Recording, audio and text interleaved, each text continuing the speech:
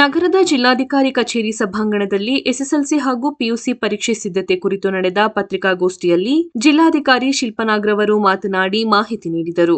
ಪತ್ರಿಕಾಗೋಷ್ಠಿಯಲ್ಲಿ ಜಿಲ್ಲಾ panchayat CEO Mona Roth, police ವರಿಷ್ಠಾಧಿಕಾರಿ ಡಾ ಬಿಟಿ ಕವಿತಾ, ಅಪರ ಜಿಲ್ಲಾಧಿಕಾರಿ ಗೀತಾ ಹುಡೇದ್, ಪದವಿ ಪೂರ್ವ ಶಿಕ್ಷಣ ಇಲಾಖೆಯ ಉಪನಿರ್ದೇಶಕ ಮಂಜುನಾಥ್ ಪ್ರಸನ್ನ, ಶಾಲಾ ಶಿಕ್ಷಣ ಇಲಾಖೆ ಪ್ರೌಢಶಾಲಾ ವಿಭಾಗದ ಉಪನಿರ್ದೇಶಕ ರಾಮಚಂದ್ರ ರಾಜ್ಯಾರಸ್ ಸೇರಿದಂತೆ ಇತರರು ಹಾಜರಿದ್ದರು.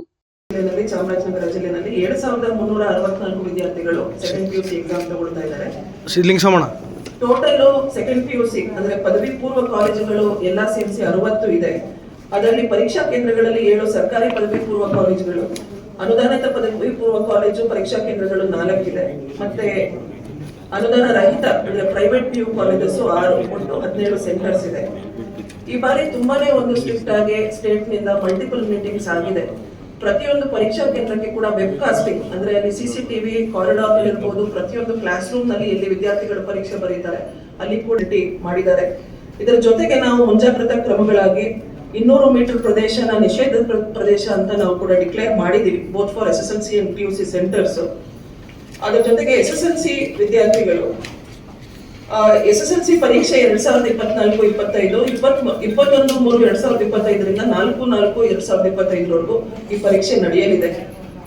ಇಲ್ಲಿ ಪರೀಕ್ಷೆ 1ಕ್ಕೆ ನೋಂದಾಯಿಸಿರುವ ಒಟ್ಟು ವಿದ್ಯಾರ್ಥಿಗಳು, ಶಾಲಾ ಅಭ್ಯರ್ಥಿಗಳು 11,638, ಅದರಲ್ಲಿ ಬಾಲಕರು 5,834, ಬಾಲಕಿಯರು 5,804, ಖಾಸಗಿ ವಿದ್ಯಾರ್ಥಿಗಳು 156, ಪುನರಾವರ್ತಿತ ಅಭ್ಯರ್ಥಿಗಳು 638, ಒಟ್ಟು 12,432 ಮಕ್ಕಳು ಎಸ್ಎಸ್ಎಲ್ಸಿ ಪರೀಕ್ಷೆ ನಮ್ಮ ಜಿಲ್ಲೆಯಿಂದ ಬರೀತಾ ಇದ್ದಾರೆ. ಸೊ ವಿಶೇಷ ಅಗತ್ಯವುಳ್ಳ ವಿದ್ಯಾರ್ಥಿಗಳು ಕೂಡ 110 ಇದ್ದಾರೆ. ಬೇರೆ ಬೇರೆ ಒಂದು ಡಿಫರೆನ್ಷಿಯಲ್ ನೀಡ್ಸ್ ಇರುವಂತವರು, ದೃಷ್ಟಿಹೀನತೆ ಇರುವಂತಹ ವಿದ್ಯಾರ್ಥಿಗಳು, ಅದಕ್ಕೆ ಎಲ್ಲ ವ್ಯವಸ್ಥೆನ ಅವರಿಗೆ ಗ್ರೌಂಡ್ ಫ್ಲೋರ್ ನಲ್ಲೇ ಮಾಡಿ ಅವರಿಗೆ ಸ್ಕ್ರೈಬ್ ವ್ಯವಸ್ಥೆಯಿಂದ ಎಲ್ಲ ವ್ಯವಸ್ಥೆನ ಈಗಾಗಲೇ ಮಾಡ್ಕೊಂಡಿದ್ದೀವಿ. ಇಲ್ಲಾಂದ್ರೆ ಭವಿಷ್ಯನೇ ಇರೋದಿಲ್ಲ ಅಂತೆಲ್ಲ ಮಕ್ಕಳಿಗೆ ಒಂದು ತುಂಬಾ ಒತ್ತಡ ಆಗುವಂತದ್ದಾಗುತ್ತೆ. ಮಕ್ಕಳಿಗೆ ಹೇಳೋದಿಷ್ಟೇ, ಈಗ ವರ್ಷ ಪೂರ್ತಿ ತಾವು ಓದಿದ್ದೀರಿ, ಈಗ ರಿವಿಷನ್ ಎಲ್ಲ ಮಾಡ್ತಾ ಇದ್ದೀರಿ.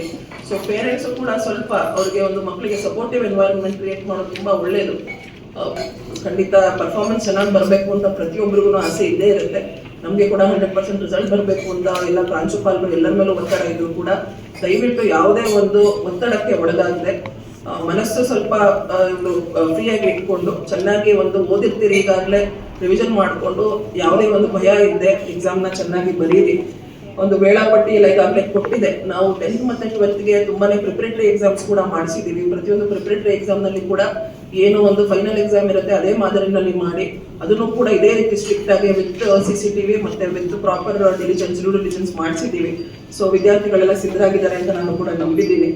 ಮತ್ತೆ ಅವತ್ತಿನ ದಿನ ಮಾಡ್ತೀವಿ, ಅದು ಕೂಡ ಲಾಟ್ರಿ ಮೂಲಕ ಮಾಡ್ತೀವಿ. ಯಾರೇ ಒಬ್ರು ಎಕ್ಸಾಮಿನರು ಅವ್ರ ಮಕ್ಕಳೇ ಸೆಕೆಂಡ್ ಪಿಯುಸಿ ಅಥವಾ 10th ಸ್ಟ್ಯಾಂಡರ್ಡ್ ಎಕ್ಸಾಮ್ ಬರೀತಾ ಇದ್ರೆ ಅವ್ರಿಗೆ ವಿನಾಯಿತಿ ಕೊಟ್ಟಿದ್ದೀವಿ. ಈಗಾಗಲೇ ಸಾರ್ವಜನಿಕರ ಪ್ರವೇಶ ನಿಷೇಧಿಸಿದೆ, ಈಗಾಗಲೇ ಹೇಳಿದ್ದೀನಿ.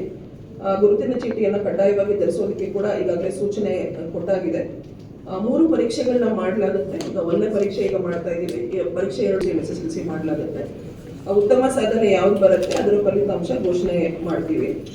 ಮತ್ತೆ ಪರೀಕ್ಷಾ ಮುಕ್ತಾಯದ ನಂತರ ಎಕ್ಸಾಮ್ ಆದ್ಮೇಲೆ ಉತ್ತರ ಪತ್ರಿಕೆಗಳ ಬಂಡಲ್ಗಳನ್ನು ಸ್ವೀಕರಿಸಿ ಭದ್ರತಾ ಕೊಠಡಿಯಲ್ಲಿ ಒಂದು ಇಡಲಾಗುತ್ತೆ.